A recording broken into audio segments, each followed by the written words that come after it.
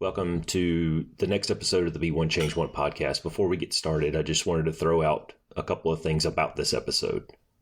This episode talks about, in various places, suicide prevention, what leads to it sometimes, some statistics. And I just wanted to throw this out there in the very beginning, that if suicide is something that you're uncomfortable with, or you have deeply rooted issues with, this may not be the episode for you. You can fast forward to about the 25-minute mark and get into kind of the meat and potatoes of the discussion. Also, if you are suffering from depression, loneliness, isolation, self-deprecation, please text 988 or call 1-800-273-TALK. That's 1-800-273-8255. You can also text 741-741. And on any of those, there's a mental health professional on the back end of that can help you get the resources that you need and get you some help. You can call me, you can call Cass, reach out to us through our podcast, and we'll get you in touch with the right people. Thanks for listening.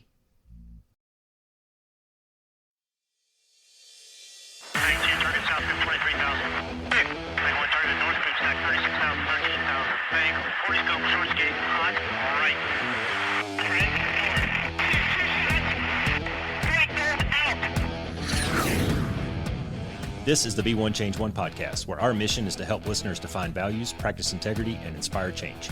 Our vision is to mentor men and empower them to achieve more by taking responsibility for shaping their own lives. He's Cass, an evolving man who has been shaped by adversity and continues to grow through his imperfections. And he's Roscoe, an imperfect work in progress that tries to suck less every day. Between us, we have over 40 years of Air Force fighter pilot experience with countless hours as trainers, instructors, and mentors. Join us and learn to take responsibility for your own life as we dive into subjects from leadership to resilience to vulnerability. Be the one who changes their course. Be decisive, driven, and purposeful. Set the example for others. Lead. We wish we'd had this show when we were younger men. Be the one.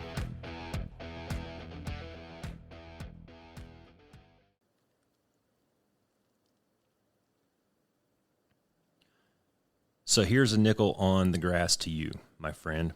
In your spirit, enthusiasm, sacrifice, and courage. But most of all, to your friendship. Yours is a dying breed, and when you're gone, the world will be a lesser place. Nickel on the grass. So that's been, a version of that's been around since at least probably World War II. I forget the exact guy's name. I did a little bit of reading on it. He did a bunch of research. He was in the Rockets, the 336th, and did a bunch of research and put together this fighter pilot's hymnal. And there was a version of that. It's an old British limerick. They changed the words just a little bit, but they started singing it in the Korean War a lot. And, yeah. And it's got multiple verses and all that shit. You know the song or the tune. I do. And it's been traditional for decades now in the fighter pilot community. When a brother goes down, that you throw a nickel on the grass. Yep. And I don't know if you ever saw the pictures of Robin Olds' headstone with all the nickels all over it. Yeah. So that's where I'm at right now. Is less than 48 hours ago, I got a phone call that one of my really good bros took his own life. And that makes two of my bros now in the last 90 days. And it's hard. It's hard to process. It is. You know, it's on one hand, you're kind of angry at the individual. Like, motherfucker, why didn't you call me? Yeah. On the other hand, you're sad. You know, I want to go and wrap his wife up in my arms and just pat her on the back and tell her it'll be okay, even though that's a fucking lie. Yeah. You know, I don't know, man. It's so many mixed emotions. It is. Yeah, it's just, when it happens, it's always hard for me to process because I remember them, you know, especially the guys that I haven't seen for a while. I remember them, how they were in the squadron, you know, and how full of life they were and how much they meant to everybody. And it just seems like such a waste, man. That's it. You know, as soon as I found out, like Katie, the wife texted Katie as soon as she found out, because they've remained really, really close. And me and the individual, we've, as fighter pilot bros, we kind of go our separate ways. You're always brothers. You may not talk to each other for a couple of years, but as soon as you see the guy, it's like you saw him yesterday, but she texted Katie. Katie came running back in my office. I was back there editing an episode of the podcast actually. And Katie's bawling, crying. And, my initial reaction was kind of, I don't know that I was completely shocked. Like maybe I saw this coming subconsciously. Yeah. But within about 5 minutes, I called another buddy who's over on the East Coast, and I said, "Hey, man, I hate to get you out of bed, but you need to know this." And I told him, and we just started kind of exactly what you were just saying. We were remembering, like, this dude was always so full of life. He just had energy, and some of it was, a lot of it was sarcastic and cynical. Yeah. But it was vibrant. Yeah. And how do you go from that to being so far down that you even contemplate this stuff? Like, it just doesn't compute to me. Yeah, we're not trying to start the show off with a bummer, you guys, but the point of this discussion, the reason that Roscoe and I decided to share some of this stuff today was for a couple of reasons. And one of them is like the stuff that we're trying to convey in this podcast when it comes to self-inspection and defining values and things like that. Like, it's important, man. Yeah. Because, you've talked about on previous episodes, we're all going to go through transitions in life, right? And those transitions can be very difficult to move through at times, especially kind of like you've talked about coming from the fighter community, where it's so easy to get your identity in many ways wrapped up around doing that. Because it's cool, man. I mean, it's badass, let's be honest, right? And people think it's badass, and so... But when the door closes on that, like, it slams pretty hard. And now all of that stuff that you've been used to, that battle rhythm to it, the day in, day out, just that grind is gone. It's really hard to know what's next and to find that why to move forward, and you went through that yourself. And I think that's what a lot of guys struggle with, especially, I was looking up some statistics, and the CDC says that suicide rate for men in the United States has been increasing since 2000. And from 99 to 19, it's increased by 26.4%, with the largest increase seen in the age group of 45 to 54-year-olds. Dude. And I think that, like, that age group that's that transition period, right? Maybe you're switching careers. Maybe you're going through a divorce. There's like all these, your kids are leaving for school. There's all these really big transitions in life that kind of happen in that time frame. And if you're not grounded and balanced and kind of know who you are, that can be really difficult for people to maneuver through, I think. Yeah, I agree with all of that. And, it blows my mind that, well, I mean, in the fighter squadron, we saw this a lot. You're not exactly encouraged to get up and talk about your feelings. And you're not exactly encouraged to take a knee when you're having a bad day. The expectation is you power through it. Yeah, brush yourself off, get better. You get in the fucking jet and you complete the mission. Yeah. Right? And I don't really care about how you feel about it. Did you execute, yes or no? That was kind of the end question. And you've alluded to it before about have a guy that's struggling and you think he just sucks and doesn't have the skill or the talent to do the job, when in reality he's fighting a battle at home that you had no idea. Yeah. Getting a divorce or his dog died or whatever it is. So yeah, it's really hard. And those statistics are alarming, that not only the increase, but how rapid the increase has been.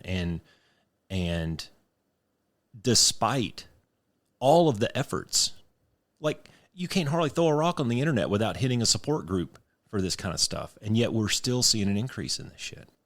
Yeah, well, I think some of that goes to just the social norms and stuff that we face as men in a lot of ways. Because that same article that I was reading about the statistics just talks about that, research has shown that men are less likely to seek help for mental health issues due to stigma, social norms, and traditional gender roles, right? We're kind of taught to Don't talk about our feelings. Just nug it out, get through it. It'll get better, right? Whatever. You just push on, push through. Well, what happens when you can't do that anymore? Yeah. You know, what happens when the losses start piling up and it just becomes so overwhelming that you sit there and drink yourself to death? Well, maybe you don't even recognize it at the time. You know, maybe you're so conditioned. Maybe we fell into that trap once or twice where you're conditioned to just kind of choke down and say, well, I'm going to just power through it. I'm just going to power through it. It's like, It's like being sore after a really good workout. I'm just going to power through the next one. I'll be okay. You know, before long though, it's snowballed. It's like a pimple, you know, this pimple's growing and getting redder and redder. And before you know it, it's got to pop. You know, eventually all these things have to rise up. Yeah. So, one of the, you know, interestingly enough, and these events happened after we had kind of made the decision of what this episode was going to be about. And we were going to title this episode 4-letter F words. Before you get your mind completely in a gutter, we were going to tie them into the last discussion, which was all about values and walking in those values, you know, the integrities and the things like that. And then this event happened, and I think it even ties that knot even tighter. Yeah. When we start talking about these 4-letter F words here in just a minute, I think we're going to be able to draw it back.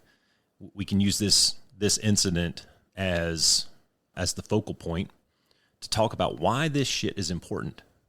Yeah, well, here it is to me, man. I mean, this is the bottom line. Is it doesn't, if whoever's listening to this right now, it doesn't matter how old you are. It doesn't matter how successful or unsuccessful you are. It doesn't matter where you're at in life.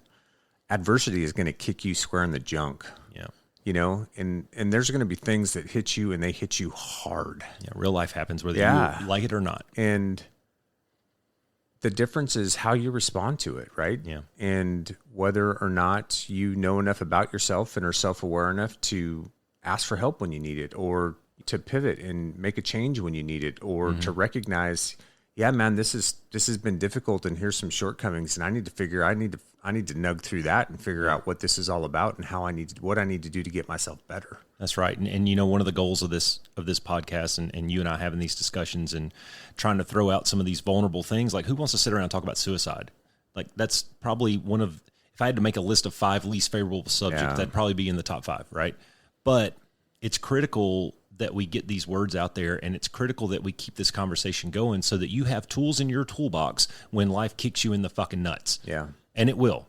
It will. One day, it's going to kick you square in a jimmy. And if you don't have these tools in your toolbox to be able to deal with that shit, like you just made a comment, it was a passing thing, but you said, choose whether or not you're going to respond. Dude, you're going to respond.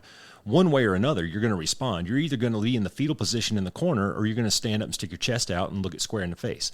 And that's what we're hoping to get to. Yeah. Give you the tools, the tips, the tricks, the strategies, the tactics, the tools in your toolbox to be able to do this stuff, to be able to handle adversity, to be resilient, to be able to stand back up when you get, what was it, Rocky had that really good quote. It's not about how hard you hit, it's about how hard you can get hit and keep moving forward. Yeah, well, and that ties kind of into one of the first 4-letter F words we were going to talk about today, which was fear.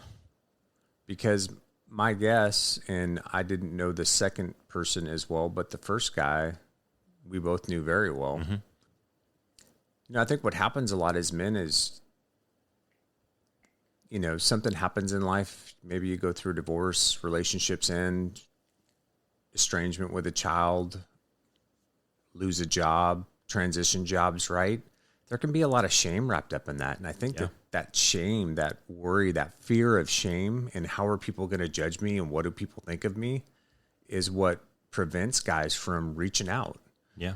You know, with our first friend, I guarantee you there was a ton of shame around the amount of drinking that was probably going on and what was really going on for him that prevented him from ever reaching out to one of us. Because I know for a fact that there were at least 4 or 5 bros that had recognized that something was off in that last 6 months or so and had reached out on multiple occasions. I was one of them. And never got an answer. I was too. So was Bodie Bacon. I mean, there were, after talking to the Bro Network, there were several dudes that were doing that. Yeah. And you've said it before in previous podcasts, man. I mean, you can't let fear drive your decision making. you got to be brave enough. Like being vulnerable is the most courageous act you can take. It takes a ton of courage to be vulnerable and to raise your hand and go, dudes, I need help. And when we're talking about fear, we're not just talking about the fear of heights and the fear of spiders and all the phobias and all that bullshit. Obviously, that's part of it. That's going to be a part of it. But we're talking about the fear of failure and how that makes you look and how you're going to be viewed by the community that you're in. It doesn't matter if you work on a construction crew, if you work at a bank, or if you're in a fighter squadron full of type A dudes, you're going to have a little bit of, reservation or hesitancy in your actions sometimes because you're assuming that you're going to be judged by your peers, by your mates. And sometimes that can resonate. That can resonate loudly to a point where it deafens you to be able to recognize some of the things that are going on. And before you know it, you get down a road of depression and loneliness and substance abuse and all these things. And really all you had to do was say, guys, I need help. I don't know what I'm doing here. Or, hey man, can I talk to you for a few minutes? Step into an office, close the door, and spill your guts. I mean, just that act of getting shit off your chest sometimes is enough to calm you down a little bit. Get it out. Throw it out on the table. Maybe the guy has good advice, maybe he doesn't, but just venting a little bit can lessen some of your anxiety. I'm not a doctor or anything, but I know that sometimes when Katie sits there and just takes the brunt of my bad day, it makes me feel a little bit better. Yeah. Yeah, reach out for sure. Whether that's, a close friend. I guess it's in some ways it's situation dependent, but if you're really having some issues too, right? Mm-hmm. There's always mental health professionals out there too, which we 100%. Talked about on a previous podcast. Like there's no stigma attached. My wife is a therapist. There's no stigma attached with going to therapy. I got your wife's number, by the way. Yeah. I've gone to therapy. I mean, and it does great things, right? Those people can help you build skills and tools to kind of deal with the stuff that you're facing and help you see things a little bit clearer and, kind of do the work that needs to be done to get through that stuff. Because a lot of times with the issues that we face, especially around something like fear, if it goes back to shame, it's because of some other previous trauma that people have had in their lives that they've never really dealt with. And when that becomes aggregated and it just kind of builds on itself over and over and over again, I think that's when people really start to feel overwhelmed and like they just don't have the power to overcome it.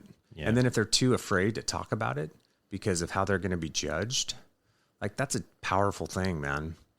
And it's mostly false because the people around them that love them won't, if somebody really loves you, they're not going to judge you for poor decisions you've made. They're going to help you find a way out. Well, I mean, okay, so let's just step back in a few years ago when we were still wearing bags.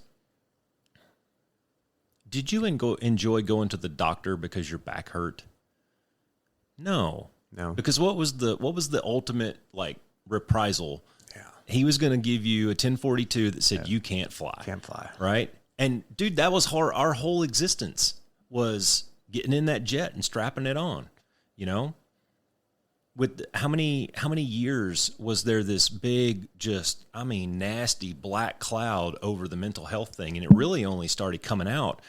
We were several years deep into the Afghan and Iraqi wars when they started realizing that, holy shit, PTSD is a real thing.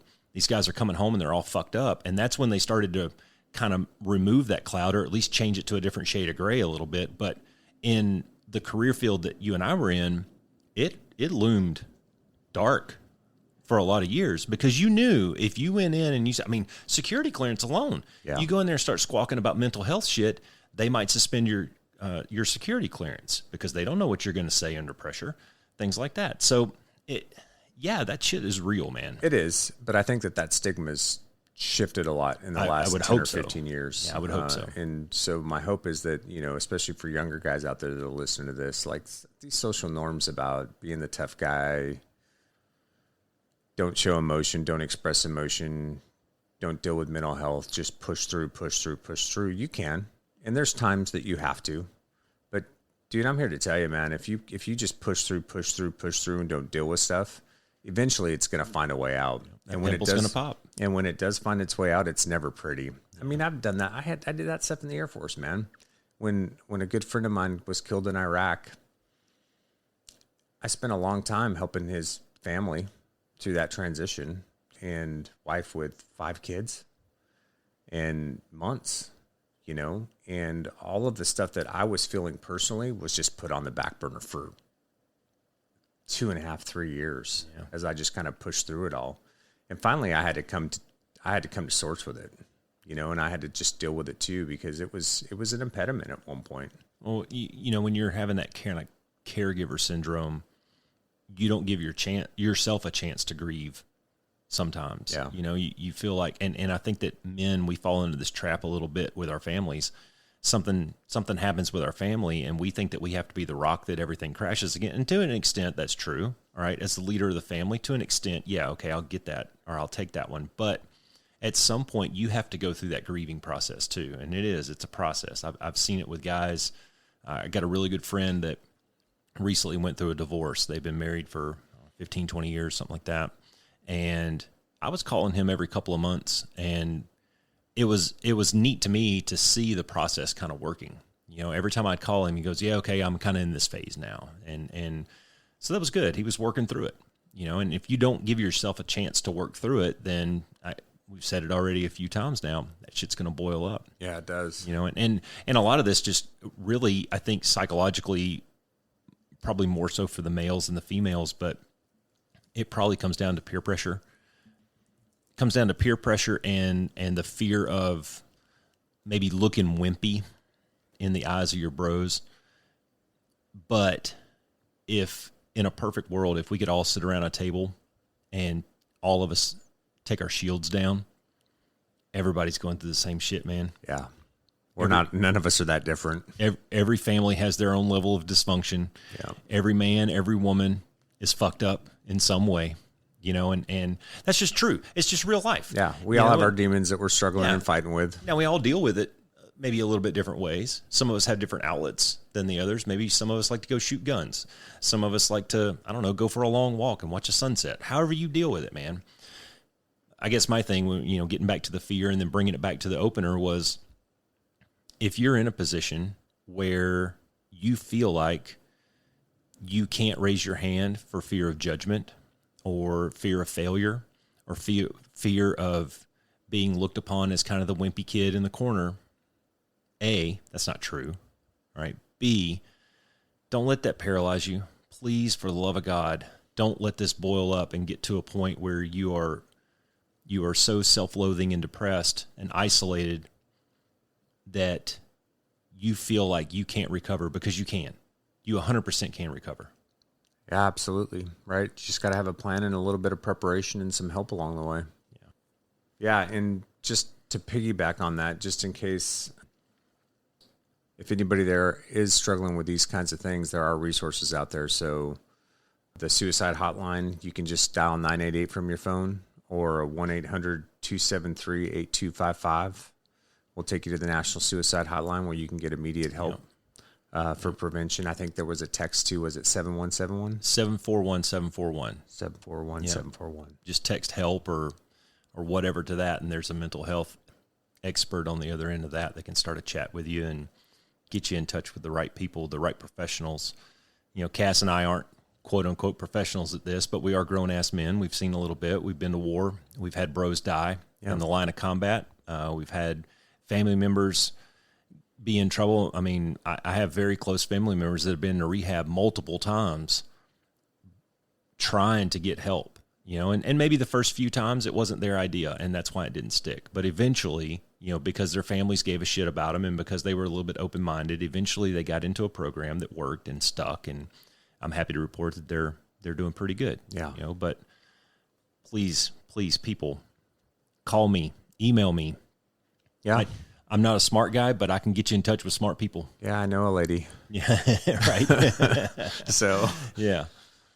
All right, what's the next one? Well, let's go into fear just a little bit more outside of, right. if you don't mind, just for a few minutes outside of the conversation around suicide and things like that. So, because fear can come in many forms, right? Especially in the work environment, maybe a fear to speak up, or fear to give a presentation, or things like that. So I would just say that the best way to overcome fear is what you've already talked about in a previous episode, which is preparation, right? What's your big three on that preparation?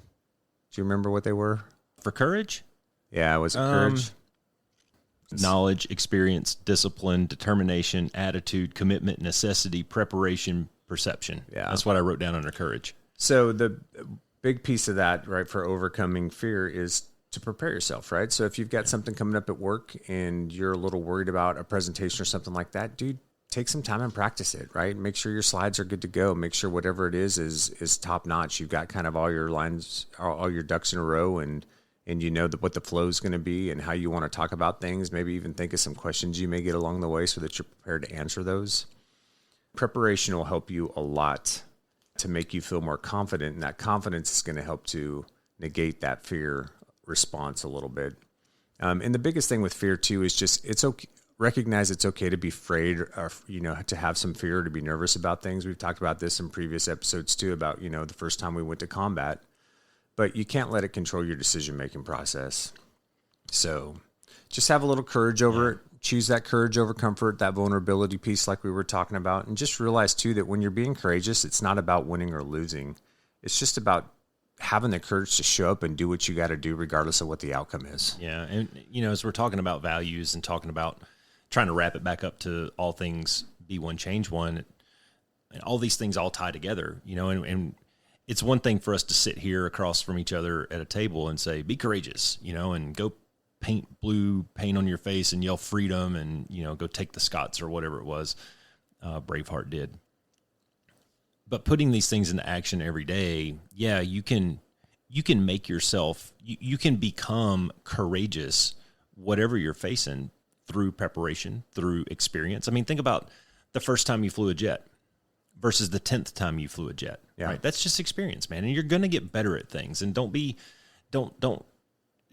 take that failure or that kick in the junk initially, or that substandard performance. Don't take that as an indictment of your self-worth. It's not. It's not. It's a learning opportunity. And that'll be one of the next 4-letter F words that we talk about here in just a minute. We'll get into more details on this, but this is how you gain confidence, and confidence can lead to courage. Well, and don't listen, like, again, going back to being worried about judgment or shame, or even how other people perceive you. When I went to Embry-Riddle my first year, I was in the aviation program. I already had a private pilot's license, but in the aviation program, I had to go through their private pilot thing so that I could be qualified in whatever Embry-Riddle thought was their way of doing things. And I was nervous, because I'd only flown with Jink to that point in my life, really, as an instructor. And I hadn't had exposure to kind of a formalized training program in that sense. And the first guy that I had as an instructor, we did not get along at all. And it wasn't very fun every day flying with him. He was just kind of a douche. And I'll never forget, man, he flat out told me one time after we got done flying that I would never be anything but a recreational pilot. So think about that, man. I'm in my first semester at college, and the guy that's evaluating me is basically telling me that I don't have the skills to do anything but be a recreational private pilot, VFR kind of cat. Now, I could have done two things with that.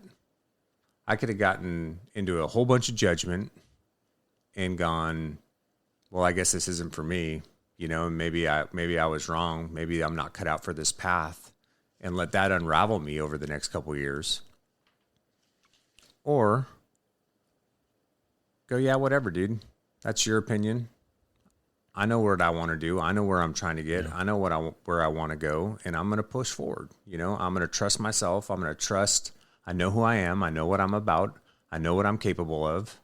Yep. And thanks for the input, right? Because I was a little more than a recreational pilot at the end of the day. Yep. You know what I mean? Yeah. With all the stuff that we've done and all the stuff that we were qualified to do and what I do now, I'm not a recreational pilot at all. In fact, I can't stand flying little airplanes anymore. But so anyways, so that's just an example, right? Yeah. I mean, you're going to there's going to be those people in your life that are going to judge you for whatever reason. Just don't listen to it, man. Don't listen to the noise. Pete Carroll of the Seattle Seahawks. Pete Carroll talks about it all the time. Don't listen to the noise. We don't listen to the outside, the networks and what they're saying or how we're ranked, or just go out there and execute, man. And then look at ways to get better. Compete every day. Take the lessons. Figure out how to get better. Adjust, pivot, move forward. Yeah, that's one of Pete Carroll's things is always compete. And it's so simple, but I kind of take that one layer more, and having constant competition with everybody around you is probably a little bit, I don't know, it's probably not the best way. I do tell my kids that everything matters, everything's a competition, especially when you're a young man. Everything matters, everything's a competition. You need to tie your shoes better than the next guy, because you never know what's going to be the discriminator between you getting the job and the other guy getting the job. Always have your hair cut, always have a firm handshake, always look the part. Yeah, okay, there's a time to turn it on and turn it off, but just remember that at the end of the day, those things matter. Like, everything matters in real life. Yeah, you're always being evaluated at some level. Everything matters. And one of the things that I loved about what Pete Carroll was saying was, he was saying always compete, but really he was saying you're competing with yourself. You're trying to be a better version of yourself today than you were yesterday. And you know what? If you ran a 5.0 yesterday, run a 4.9 today. Run that braking route just a little bit better today. You know, those kinds of things. And if you can just make that a goal to have that constant, steady improvement, then I think you're doing pretty good. Yeah, and that's where courage becomes so important, and that courage over discomfort piece that I was talking about, because when you step out of your comfort zone and you face situations that make you uncomfortable, instead of staying in the fear and going, well, I'm not going to do that, then guess what that's going to do, man? That's going to help you build resilience and confidence. And then the next hurdle that you have to come over isn't going to seem so big, right? Because you start to build that resiliency and that confidence little bit over time. And now all of a sudden, dude, you're just humming. Yeah. Well, this fades in nicely to the next 4-letter F word, and that's fail. And all of the things that we just got done talking about can help you deal with failure and the fear of failure. So there's one thing, right? There's the fear of failure, which is what we were just talking about. And that can preemptively lead you down a road, right? Well, let's say that you deal with that and you cope with that well. You make your best game plan, you go out and you execute that game plan, and it doesn't work. How do you deal with that? So you were headstrong enough to get through all of that fear of judgment. You were able to get on the stage and give the speech, all of the things that we just got done hashing out, but it didn't work. Now what? Do you curl up and you say, oh, fuck it, I guess I'm just a failure, and then you sink into your depression? Or do you show a little bit of resiliency? Do you show a little bit of mental toughness and get up and dust yourself off, capture the lessons learned, assess, implement, and then move on to the next iteration? I love what you said right there, right? Because you were saying that at the end of the day, when it comes to failure, it's what is the story that you're telling yourself about the failure? That's really the impediment. Whatever anybody else is saying doesn't really matter, right? It's what's going on between your two big ears and that gray matter. What's the story that you're getting? It's not the critic that counts. Yeah. So, and what's the story? Oh, I'm stupid. And oh my gosh, I made such a fool of myself. And right. That's the stories that we tell ourselves. And the problem is you have a decision to make when that stuff happens, because I'm going to tell you what, man, if you're brave enough, often enough, you're going to fail. Yeah. Fail daring greatly. Yeah. Yeah. Yeah. Well, that's what the man in the arena says, right? Yeah. You're going to fail. You stick your neck out enough. It's going to get... You're going to trip up and fall every once in a while. It's okay. It's part of the process. What's not okay is letting that then adjust how you approach other things, right? What you need to do when that happens is you need to learn from it. If you let those stories go on in your mind, all you're doing is feeding your insecurities. Yep. That's it. You're just telling yourself, hey, man, I'm not good enough. I'm not cut out for this. Whatever that story is that you have in your mind, when you stay on that path, all you do is feed the insecurities that you have about yourself. So how do you overcome that? You go, okay, I fucked that one away. Yep. So what do I need to learn from it? And what do I need to do different next time? And how do I apply that to the next situation? And you move out and you move forward, man. And that's how you learn. Failure is one of our greatest teachers. And what happens is so many people, when they fail, turn inward, play that record in their mind, and they never recover, or it prevents them. That then generates the fear that prevents them from stepping out, which prevents them from having opportunity, or newer opportunities down the road, right? Instead of just learning from it. Well, there's a pile onto that too. And a person may try something one time and it doesn't go the way that you thought it was going to go, which it probably didn't, honestly. I mean, if there's one truth, it's,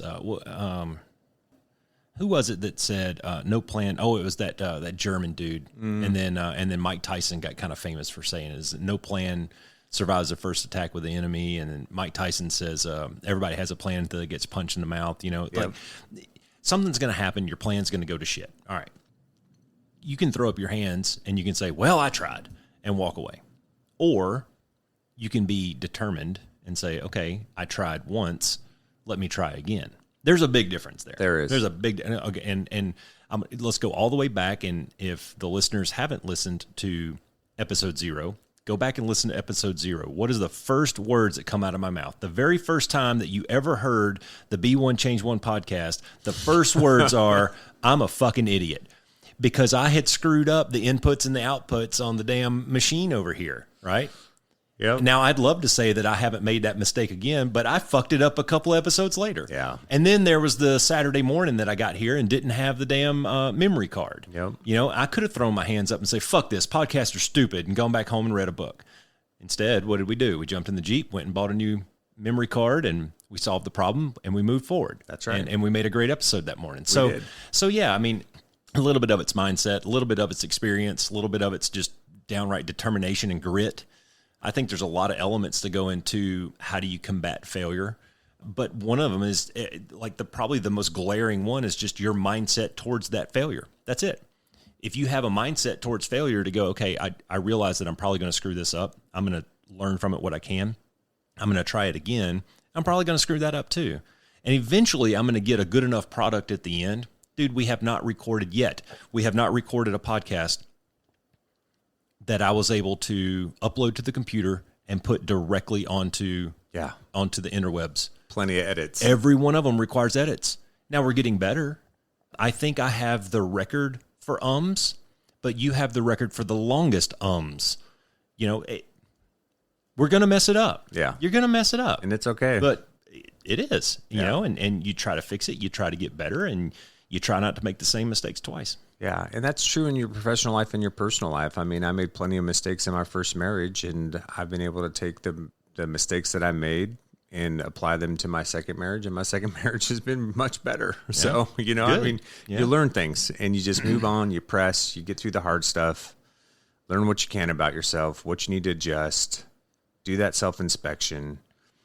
And that's, again, the defining the values piece is so important, because I think when you know who you are at your core, then a lot of the background noise tends to fade away. When that will give you some confidence in how you're stepping out into the world and the decisions that you're making, even if other people are questioning how you're going about it. And the other thing too is, I think, like in the transition stuff that we were talking about earlier, when you go through those transitions in your life, that's one of those things that will give you a little bit of grounding and balance so that you can continue to operate as, I'm Jason Cooper. I'm not Cass the fighter pilot, right?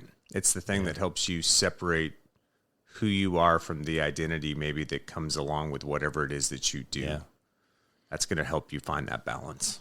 Yeah, I think another layer of it too is, we talk about, we've mentioned several times in the podcast so far about being decisive, and you have to choose. And well, there are several different, what do you call them, processes or methods that you can use to ultimately plan and make a decision. And, there's the military decision-making process. There's the 5 T's that we learned for mission planning. There's the project management professional method. There's the OODA loop method. There's all these different methods that essentially do the same damn things.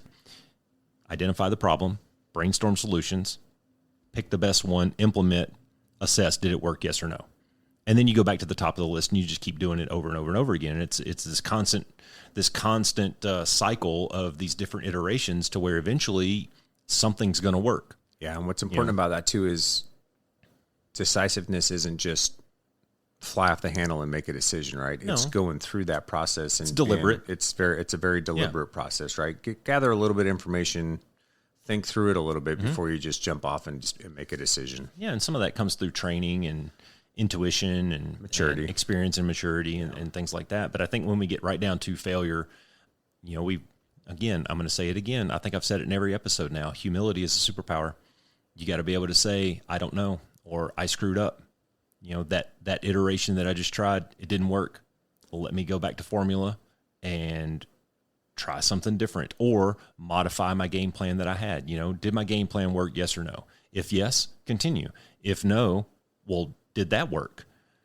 Because maybe you implemented your best game plan and you screwed up the game plan. You screwed up an execution piece of the game plan that you had put together.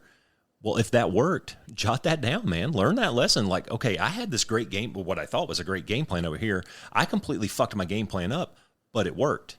So what's the lesson? Yeah. Maybe my game plan wasn't great, or maybe there's another way to crack this nut. Yeah. I mean, that was the first question that you would ask in an air-to-air debrief, right? Was the game plan valid? That's right. Because sometimes the game plan wasn't even valid, which is why you got rolled. So sometimes the game plan wasn't good, but it still worked. Yeah. And you try to, this is the whole reason that we have these conversations. Or you learn how to make smart audibles. That's right. You get down to the root cause, and through enough experience, you get to where you can do these things very rapidly and very quickly. Like, you probably don't think about getting dressed in the morning. You probably don't think too much about what clothes you're going to wear for the day, or brushing your teeth, or what route you're going to take to work. And that comes through experience. Yeah. And trying things over and over again. All right, good on fail. Anything else on fail? Not for now. All right, the next 4-letter word is fake. Ooh, fake. That's a good one. Like fake body parts, because some of those are kind of cool. Yeah, well, for me, yeah. Okay.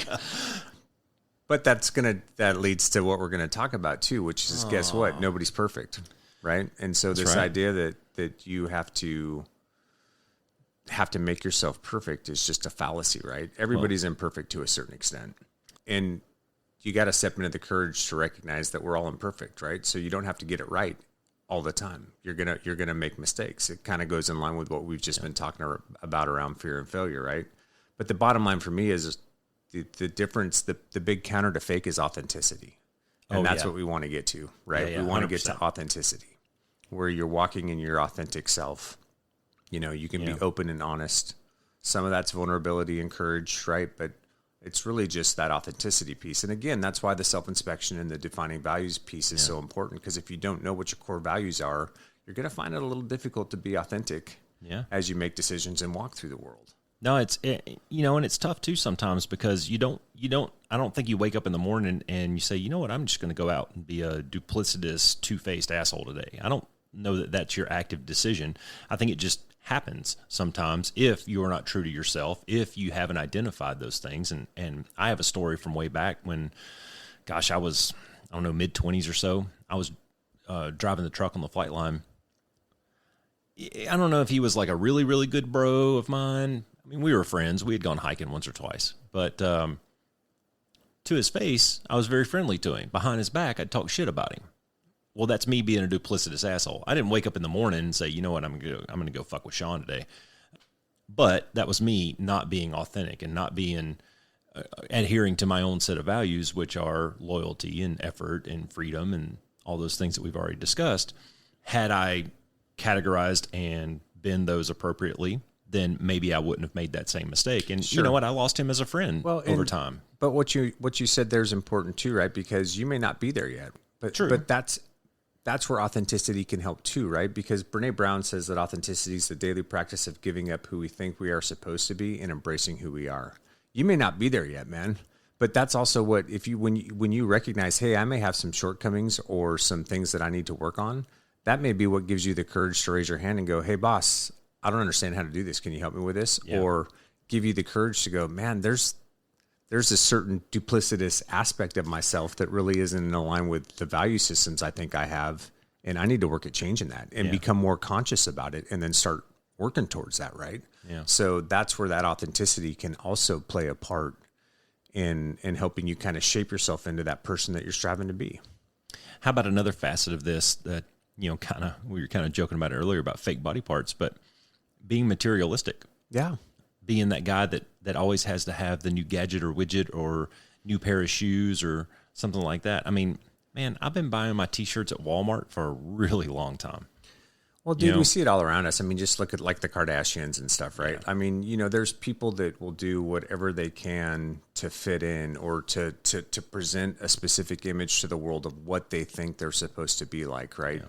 Whatever drives that, whether it's social norms, whether it's, pressure from friends, family. I mean, you can go back to high school, even the fighter squadron. There's guys that will do whatever they can to fit in. Mm-hmm. That's not who they are. How many guys got their wings and had to go buy a BMW? Oh, yeah. Yeah. Because that was the cool thing to do, man. Right. And all the fighter pilots drive BMWs. Yeah, sure. I drove the same truck for 15 years, yeah, man. So did I. Yeah. Sorry. And I'm not trying to put myself on a pedestal or anything. I'm just not a materialistic dude. Yeah. I'm a utilitarian. Do I get utility out of this, yes or no? Does the T-shirt cover my body? Do the shoes help me run? Does the truck get me to work? Things like that. And I don't know that I've ever been a real flashy kind of dude.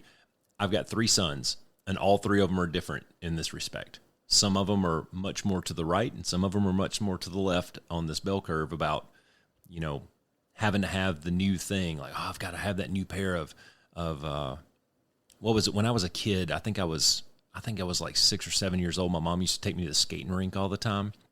And the hotness back then was Jordache stonewashed jeans. And man, I needed me some Jordache stonewashed jeans. She ended up getting for me. Ironically, my mom is actually calling me on the phone right now. Her ears must have been burning. But yeah, I mean, aside from maybe having a new pair of pants every now and then, that material shit, man, I think you're going to be much better served if you invest that energy into relationships and into your own self-awareness and your own self. Because at the end, dude, we're all going in a pine box 6 feet under, and you can't take that shit with you. Well, and like you were saying too, if you're running around in circles that you don't fit into, then get out, right? Because the 1 in 5 project, man, don't surround yourself with people that you don't share the same values with, right? You are the company you keep. Find people that are going to elevate you. Find people that are going to push you, that are going to keep you accountable, that are going to help you get to where you want to be. I mean, that's how so many kids fall into, drugs or alcohol at an early age. It's just peer pressure, and they're trying to fit in, and they don't really want to do it, but then they start doing it, and next thing they know, they have some kind of an addiction issue, right? So, I mean, it's just be your authentic self, right? We have enough fake in the world. I can't stand it, man. Well, and when I talk about the 1 in 5 project, I talk to people. You're going to have little pockets of influence, I think. And you may have a social media crowd that you hang out with. You may have a church crowd that you hang out with. You may have your bros at work or, the people that you hang out with on the weekends. And each one of those are just different little pockets of influence on you. And where I try to go with it is, okay, I'm sitting on the back porch and I got 4 or 5 of my bros back there. And before you know it, we're all talking about the same things. We're all generally using the same language. We're probably all drinking relatively the same drinks, and you kind of look around and you're going, man, I could change this. I could change this. I could either influence those people to do something different, or I could find a new group to hang out with if I don't like where this is going. And I've been on both sides of that. I have tried to, in the last couple of years, get to a point where hopefully people are looking at my direction and going, hey, he's doing something different. He seems happier. I don't know. His jeans are fitting a little bit better. Somebody at our house this weekend commented on Katie. She goes, you look good. Like, you've lost a little bit of weight. Your skin looks better. And it's because we've made some drastic lifestyle changes. And those things are starting to permeate out onto other people. Yeah. Also, we have shifted and created some different groups that we hang out in. So no longer are we just hanging out with these same people that keep going down these same paths. We're starting to branch out a little bit and create these new little circles. And I kind of look at it as like these small little constellations out there that we're kind of chasing. Yeah. That's awesome, man. Yeah, at the end of the day, I think it's just about being good with showing up with the world, regardless, or just being good with showing up with who you are, regardless of how the world around that you is going to perceive that, right? Yeah. Because that when you can get into that authentic piece of it, and you're not trying to just please everybody all the time, then some of those previous things that we were talking about, where you're worried about how people are viewing you or being judged, some of that stuff starts to fall away, man. And then it makes stepping into some of those opportunities that are a little scarier or things like that. Or when you do fail, the outcomes of it or that record that's playing in your mind, it makes it easier. Well, we're on the third 4-letter F word here, and you can already see how this knot is starting to tie. And all of these things are related to one another. You know, one of the things that you were getting to was this version of yourself that you try to portray out to other people, when behind closed doors, that's maybe not how you really truly operate. And the best view through that window is social media right now. You look into social media, and people generally aren't putting their worst days on social media, and their no makeup pictures and shit like that, right? People are generally doctoring that shit up and photoshopping shit and taking their happiest picture with them and their dogs. Yeah, look how great my life is. Exactly, kind of thing. exactly, right? So there's two things that I think are highlighted here. Is one, those people they're putting up a front, and they're hopefully, well, probably trying to make people think that their life is better than it really is. The other piece of it is, if you're getting your version of, or your reflection of self-worth through social media, stop now, delete all your accounts. Yeah. Because I'm telling you, that is just going to depress the fuck out of you. If you're looking at how awesome everybody else's life is on social media and think that that's what you're trying to aspire to, you have to understand that that stuff is 100% bullshit. It is all bullshit. Yeah. None of it's real. Yeah. Okay. Wow. Anything else on fake and being no, authentic? I don't know. I could probably go fake a little bit more, but I want to get back to the fake body parts a little bit later. Maybe another episode. Okay, we'll have to. We'll spend one whole episode on that just for you. I'll have to download that explicit. What is it? The explicit content little badge and put in the bottom of our thumbnail for that one, probably. Yeah. Well, I'll tell you what. At the end of the day, the people that are out there trying to be something that they're not happy people.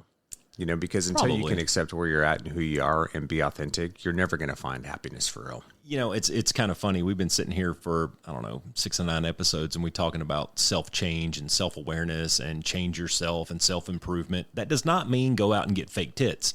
Yeah. All right? That's not what we're trying to get at here. If you're going the store-bought direction, you're probably not looking at this the right way. Yeah. Just saying. All right. Yeah. What's next?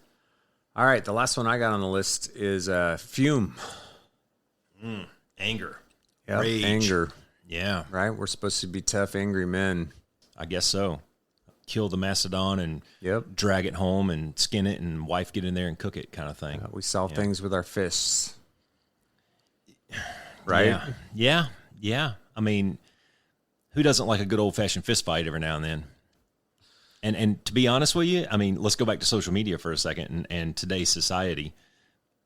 If today's society would let us just go out in the yard and throw down a little bit, maybe we'd have a lot less of this other bullshit that's going on too. That's true. You know, but we can't do that. We can't exercise that demon like maybe we used to in the schoolyard. But generally speaking, I think I know where you're going to go with this. Where am I going? Well, rage, anger is generally probably not a great thing. Yeah. Yeah, you know, it just goes back to, I think, some of the societal norms and the ideas of masculinity that are pushed on all of us as men that are just so false, right? Like, you know, and unfortunately, because of dudes like Andrew Tate and all these other motherfuckers, you know, this toxic and masculinity have become synonymous with each other, right? And they're not. They're not. You can be a masculine person. You can be a masculine man. That doesn't mean you go out and pick fights with everybody and, you know, you're the toughest cock on the block or whatever, right? Like, dudes, being a man is about protection. It's about providing. It's about helping, you know, it's about mentoring. Yeah. That's the key. It's not about this idea of rage fest and, you know, women are subservient and screw as many chicks as you can, or whatever it is these days, right? I was laughing the other day because I'm driving home from working out, and of course there's this dude in a big tricked out truck. No offense against trucks or tricked out trucks for that matter. But you know, the most macho things in America are AR-15s and giant pickup trucks because, let's be honest, all of them you can decorate pretty easy. As Cass is looking over my shoulder at my big ass Ram 2500 out in the Well, driveway. they're the things that men. I think they're the things that men like to accessorize and decorate the most. Well, I'm compensating. Okay, so give me a break. But no, this guy had a license plate that said "Never Forgive," and I'm just like, dude, really? Yeah. Like that's your message? Yeah. You know, how much of this though is society has been sold a bill of goods through the narratives that are pushed through social medias, through the mainstream medias, through these things where, I mean, look at what all was happening during COVID, man. All the riots and all the hating. I mean, you had a left side, you had a right side, or you had a blue team and you had a red team, or you had a mask team and a no mask team, or a vax team and a no vax team. I mean, and people were encouraging us to hate each other. Yeah, dude, we're all on the same team, man. Seriously, like we're all just trying to survive this shit. Let's you just know? all get through it together. Like this idea that you can't sit down and disagree with somebody, have civil discourse with someone, and then walk away. You and I have disagreed on things. I disagree with my wife, and I live with her. I sleep in the same bed with her every night. You can disagree with people, man. You don't have to get angry and go chop down a tree every time you get your feelings hurt. Yeah, and if you want to show you're badass, be a badass friend. There you go. You know, be badass at work. Yeah. You know, be a badass father or husband, you know, or boyfriend, you know, and show up and be true to people and authentic. Now, that said, right, I mean, part of the problem, too, is I think there's some truth to the fact. So I'm just going to, if there are any ladies that actually listen to this podcast, you know, don't be if your partner is mature enough and courageous enough to be vulnerable with you, don't beat them up for it. You know, because I think there are some women out there that would rather see us die on a white horse than ever admit that we're having an issue with something. There's one thing, I mean, like being brave for your family is one thing. And you've said it, I know, before on the podcast, that vulnerability is one of the greatest displays of courage that there is. So why can't those two go hand in hand? Yeah. You know, but like when I go home in the afternoons, I don't go home expecting my wife to ask me how my day was. It is nice to get that every now and then. Sure. And you know what? There's every now and then, thankfully it's not very often, but every now and then I come home in a pissy mood. Maybe I had a bad day at work. Maybe I didn't get to go to the gym. Somebody cut me off in traffic. Who knows? We're human, man. I'm fucking tired because I didn't sleep good last night. Sure. But she doesn't beat me up for it. Yeah. You know, she'll sit there and listen to me vent for a little bit, and typically when I get it out of my chest, I'm good after that. But Well, and this idea too of like never forgive, right? Well, yeah. Okay, guys, here's your advice from the 50-year-old man in the room that's been through this shit, okay? Is forgiveness is not about the other person. That's right. It's about you. It's about you. Yeah. Yep. So I don't know if you know who Desmond Tutu is. No. Okay, he won the Nobel Peace Prize in 1984 for his role in opposing apartheid in South Africa. And so he's well known for this stuff and the whole idea of forgiveness because he led this charge to kind of, hey, we need to forgive our oppressors, blah, blah, blah, blah, blah. I'm going to read you a quote from him because this is something that he wrote. He said, "To forgive is not to be altruistic. It's the best form of self-interest. It is also a process that does not exclude hatred or anger. Because guess what? People are going to do some fucked up shit to you in life. But these emotions are all part of being human. You should never hate yourself for being angry with others who do terrible things. The depth of your love is shown by the extent of your anger." Right? So when you get mad about something and the depth of how that impacts you can be expressed by how upset it makes you. However, when I talk of forgiveness, I mean the belief that you can come out the other side a better person. Yeah. A better person than one being consumed by anger and hatred. Remaining that state locks you in a state of victimhood, making you almost dependent on the perpetrator. If you can find it in yourself to forgive, then you are no longer chained to the perpetrator. You can move on. And you can even help the perpetrator become a better person too.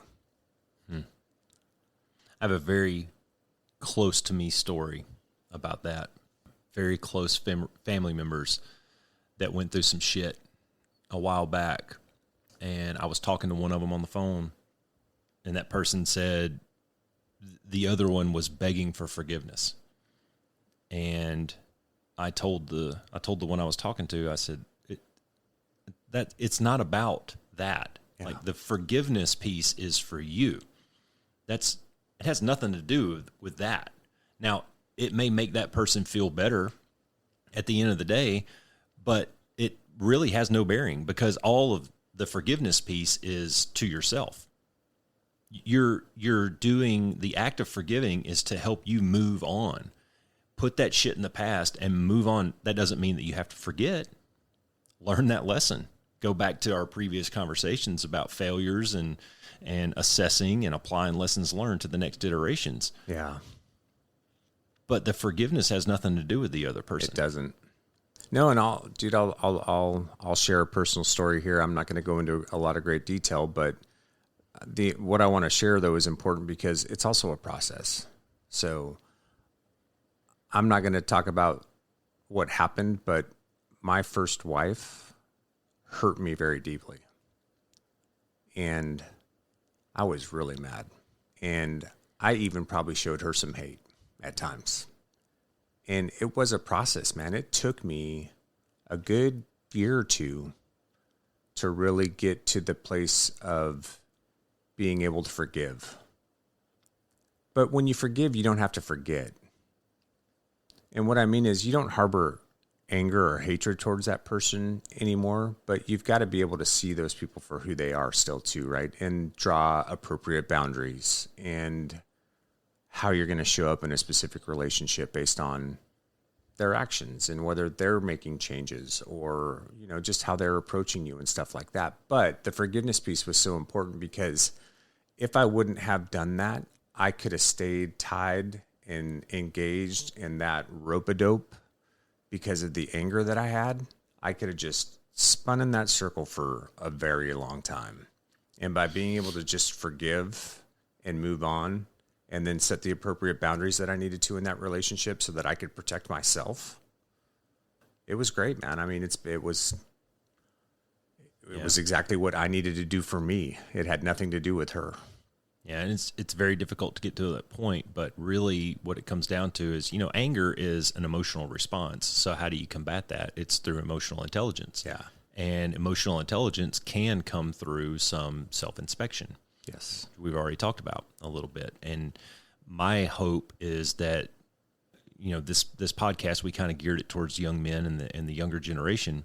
Anyone really can take this away, but that self-awareness piece of it, it's a learned process. It's something that you have to practice, but hopefully you can get to the point where you can see things before they happen, kind of like a Jedi master, man. You're sitting over there Zen-like in the lotus position, and you go, you know what?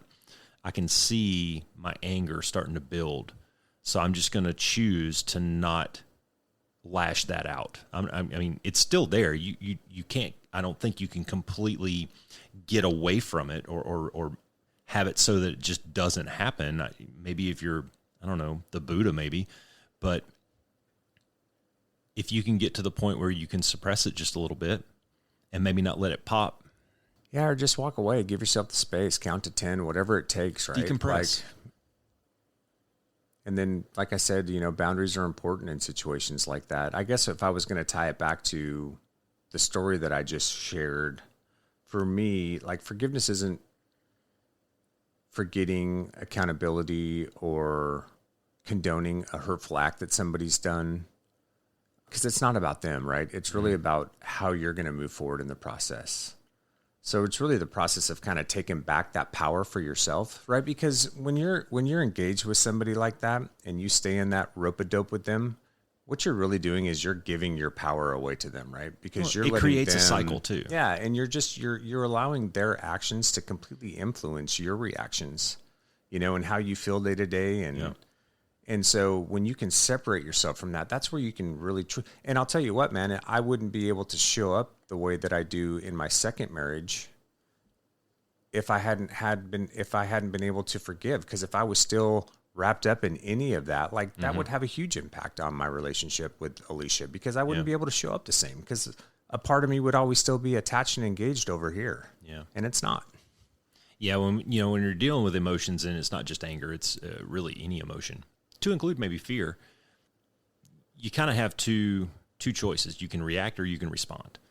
And reaction tends to be a lot more subjective and off the cuff and not pre-planned or preordained, whereas a response is a little bit more objective, a little more measured. Maybe you've chair flown it a little bit. You've kind of practiced it in your mind. If this happens, then I'll respond this way, those kinds of things. But I think that's probably the big separator, and that comes through emotional intelligence, just comes through several iterations and self-awareness to be able to see these things for what they are. I mean, I've got hundreds of stories of sitting there on the couch and getting angry at my kids or getting angry at Katie or something, and I just go into resting bitch face mode. Katie knows when I'm upset because I'll go to my room for probably about a day. I go back to my room, watch TV. I don't want to talk to anyone. I just kind of I remove myself from the situation. That's kind of how I cope with it, at least in the immediate, because I have had a history of a temper in the past, and I don't like showing up like that. I don't like it. You always end up saying some shit that you don't mean, or that you can't take back, or something like that. So I choose to just remove myself from the situation for a little bit, and then we'll come back and we'll hash it out. We'll talk about it. Yeah, that's a good way to approach it. Last one that I had on my paper was, and I think this is going to be a good conclusion to all this, if you can't get a handle on some of these things that we've talked about, it can lead you to this 4-letter F word, and that's funk. You get into a funk, you get into a rut, you get into a depression, you start to rely on external motivators and maybe even some substance abuse, or maybe you go home and you kick your dog or shit like that, right? This self-loathing cycle that you can get into. I would hope that through some of these discussions, you can at least avoid that a little bit. Find out what makes you happy and chase that. It's a process to be able to define happiness for yourself. And I think that it's super subjective. It's very individual. My version of happiness is probably different than your version of happiness. Yeah. But I think that constant pursuit of happiness and wanting to be in that joyous state rather than a depressed state, that's a good goal to aim for, I think. Yeah, absolutely.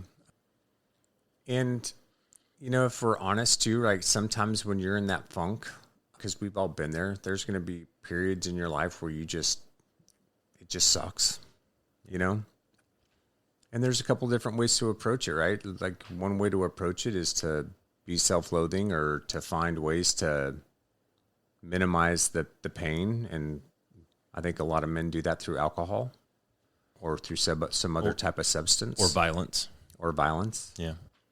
Or, dude, you can look at it as an opportunity to actually sit and all that shit you're feeling and figure out what the fuck it's all about. Yeah. Why do I feel this way? Yeah. And what's the real thing that's behind it all? Mm-hmm. And what do I need to, how can I adjust? Is there something I need to change? Is there something I need to do? Is there something I need to work on? And go back to that self-inspection and find a way to improve. And it may take time, and it'll probably suck doing it. I know it has in the times that I've been in those places. It sucks, man. I mean, I have a really good friend right now that's going through some really difficult issues, and he doesn't want to deal with how he feels. He just doesn't. And so he keeps ping-ponging back and forth between these different situations because he's just trying to go to whatever feels good at the time. And the problem with that is he's never going to get there, right? Because until he addresses the underlying fundamental issue, that ping pong's just going to continue, right? Or he's going to end up making a decision that's not going to be a good one. And then a couple years down the road, he's going to be right back in the same situation, And so I know it sucks. I know it's hard, but sometimes you just got to, there's a book called Transitions that I read, and it's really good. And it talks about, sometimes in a transition, it's like walking from one side of the street to the other side of the street. But the problem is that you're sitting down in the middle of the street and you've got traffic stopped and everybody's honking at you and everybody wants you to move, but you don't know which way to go. Yeah. You know, and guess what? Sometimes you just got to fucking sit in the middle of the street and figure it out. Yeah. Well, you have to choose. Yeah. You have to make a decision. You know, am I going to continue to go down this path? And I think it's natural at different points in your life, especially if you're raising a family. I think it's natural to get on kind of cruise control. It is a little bit. You know, you get into this. You just kind of get into a we rhythm. Fall into our habits. Yeah, you get into a rhythm, our man. roles. It's like get up, take the kids to school, go pick the kids up from school, fix dinner, go to bed. Get up, take the kids to school. Yeah, it's over a lather and over entropy. and over for like 12 years, right? Well, there's ways to break out of that, and a lot of that comes through this self-awareness piece of it, and being able to recognize that you are in a rut. You're just stuck. I mean, I know guys who are our age and older who've been doing the same shit for 30 years. Yeah. Don't you want to do something different, man? Oh yeah, well, this is just the way I am. Well, that's bullshit, because at any time you can change the way you are. All you have to do is make the decision to do it. If you don't know how, call me. We can talk about it. Right? You can go through these processes. So to me, it's a little bit of a cop-out. Well, it's just who I am. It's like we were my talking daddy about was before. like this way. Or, It's like we were talking about before. Guess what, dude? If you want to be badass, do the hard stuff. The hard stuff takes work. But if you want to get better, you got to do the hard stuff. That's just the way it is. get comfortable being It's uncomfortable. fucking life. Sometimes you just got to go through the hard thing. And you got to do the hard work. I guarantee you, if you do, you will be 1,000 times better when you get to the other side of the street. Yeah, well, there's the two different mindsets. There's the fixed mindset, the growth mindset. We agree? Yep. How do you get to the growth mindset? Well, the growth mindset lives on the other side of comfort. You have to push through that comfort boundary and get into the uncomfortable. How do you get faster at your 5K time? You have to run a little bit more. Shit's uncomfortable. If you want to bench press or squat 300 pounds, that shit's going to be uncomfortable. If you want to lose a little bit of weight, if you want to get your college degree, whatever it is, you want to get that promotion. We just talked about this a few episodes ago. You want to get your promotion. You got to have to branch out of your comfort zone, maybe get on another team, learn some new skills, approach your manager or your team leader and have that uncomfortable conversation to where he knows that you're aspiring to different things. So yeah, you gotta embrace the discomfort a little bit to be able to break out of it. Absolutely. You're gonna have to face failure. Yep. You're gonna have to face a little bit of fear. All the fears. You're gonna have to maneuver through all the fake bullshit. All these things that we've been talking about through this whole episode all tie together. If you don't figure out how to maneuver the failure and the fakeness and the fear, then you're gonna end up in a funk, and that's what leads you to depression. That's what leads you into isolation. Somehow you get to a point where maybe your viewpoint is the world will be better off without me. My kids don't call anymore. My wife doesn't want anything to do with me. Maybe she divorced me, whatever it is. You have to learn, you have to be resilient enough and you have to be brave enough to be able to face these things and work through them. And if you don't know how, that's okay, dude.